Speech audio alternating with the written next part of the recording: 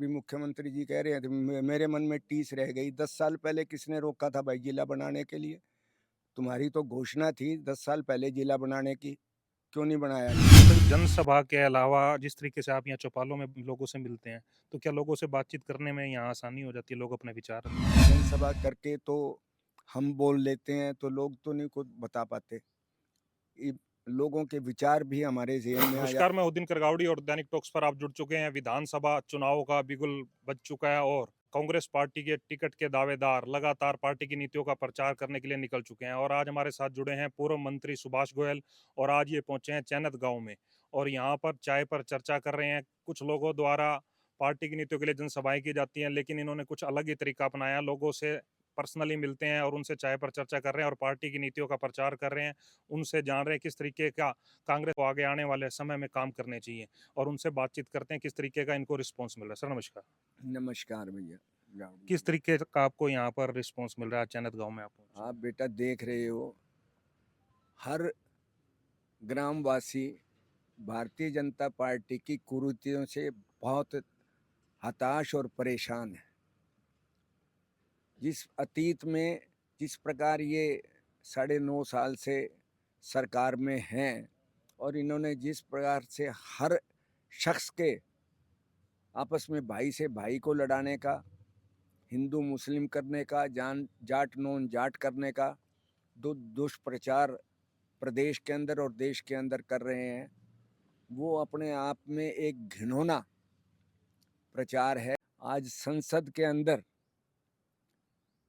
राहुल गांधी जी दहाड़ते हैं और मोदी जी और शाह जी शायद उठ के भी चले जाते हैं। उनका सामना कर पाने की उनको हिम्मत नहीं है और हम भी इसी प्रकार से गांव दर गांव जाकर इस प्रकार से चौपालों में बैठकर, बुजुर्गों में बैठकर, बच्चों में बैठकर चर्चा करते हैं कि कांग्रेस ने क्या किया और भारतीय जनता पार्टी ने प्रदेश की जनता के साथ क्या प्रचार, क्या घिनौना बर्ताव किया। तो सारे के सारे आप सुन रहे थे, बोल रहे थे और मैं तो सब बुजुर्गों से यही प्रार्थना करूंगा, आने वाले टाइम में कांग्रेस पार्टी का परचम चौधरी भूपेंद्र हुड्डा जी का परचम फहराएं, ताकि प्रदेश को एक साफ छवि के नेता का आशीर्वाद मिले और प्रदेश के लोगों का जनहित में काम हो। मतलब जनसभा के अलावा जिस तरीके से आप यहाँ चौपालों में लोगों से मिलते हैं, तो क्या लोगों से बातचीत करने में यहाँ आसानी हो जाती है? लोग अपने विचार रख पाते हैं? आपस में सामने बैठ के बातचीत करने में स्वाभाविक है, बहुत आराम से बैठ के खुल के उनके मन के विचार पता लगते हैं। जनसभा करके तो हम बोल लेते हैं तो लोग तो नहीं खुद बता पाते। लोगों के विचार भी हमारे जेहन में आ जाते हैं और मैं तो सरकार भारतीय जनता पार्टी से कांग्रेस मांगे हिसाब की भी डब्बा हम लेके चले हैं लोगों के से इनके विचार, ताकि हम अपना चुनावी घोषणा पत्र भी उसके अंदर जो इनके विचार हैं उनको शामिल करवा सकें, वो भी हम लेके चले हैं। जिस तरीके से लोग आपके पुराने कार्यकाल को याद करते हैं, जब आप मंत्री थे, जो आपने शहर में काम करवाए थे, तो आगे अगर पार्टी आपको मौका देती है और आप फिर से विधायक बनते, तो क्या लोगों को उसी तरीके के काम देखने को मिलेंगे? बेटा, ये गांव तो उस टाइम मेरे हलके में नहीं था, लेकिन आप जैसे बतला रहे हो, मैं तो जहाँ जहाँ जिस जिस गांव में गया हूँ और जो मेरे हलके में थे उस वक्त, मैंने वहाँ ये खुल के पूछा है। मैंने कहा भाई मेरे में कोई अगर कमी रही हो, मेरे से कोई गलती हुई हो, तो कृपया मुझे बताने का काम करें, ताकि कल को अगर पार्टी मुझे टिकट देती है और फिर मैं बनकर आप लोगों के काम सुचारू रूप से और भी करवा सकूं। मैं नहीं समझता कि मैंने कोई भूल चूक, लेकिन फिर भी इंसान है, कहीं ना कहीं कोई गलती रही हो तो मैं जानकारी प्राप्त कर रहा हूँ। मुझे तो अभी तक कोई मिला नहीं ऐसा कि आपने फला जगह कोई गलती की है।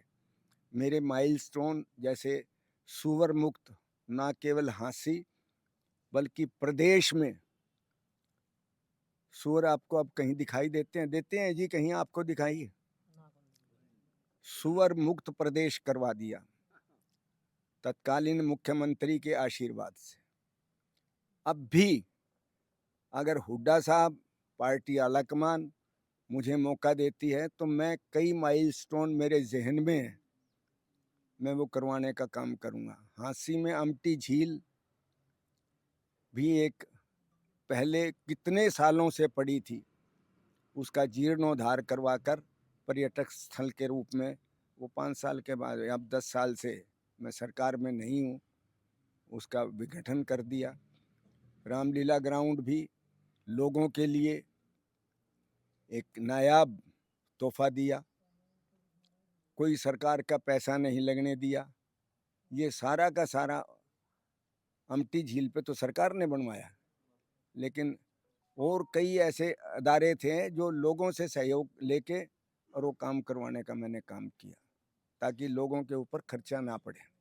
जिस तरीके से भाजपा पार्टी लगातार दावा कर रही है कि वो तीसरी बार सरकार बनाएगी, तो उसे किस तरीके से देखते हैं? वो तो 300 साल तक बनाएगी, उनका तो क्या कहना है, वो तो झूठ के पुलिंदे लेके चलते हैं, जोड़ा भर के, और लोगों में बांटते फिरते हैं। अभी मुख्यमंत्री जी कह रहे हैं, तो मेरे मन में टीस रह गई, 10 साल पहले किसने रोका था भाई जिला बनाने के लिए?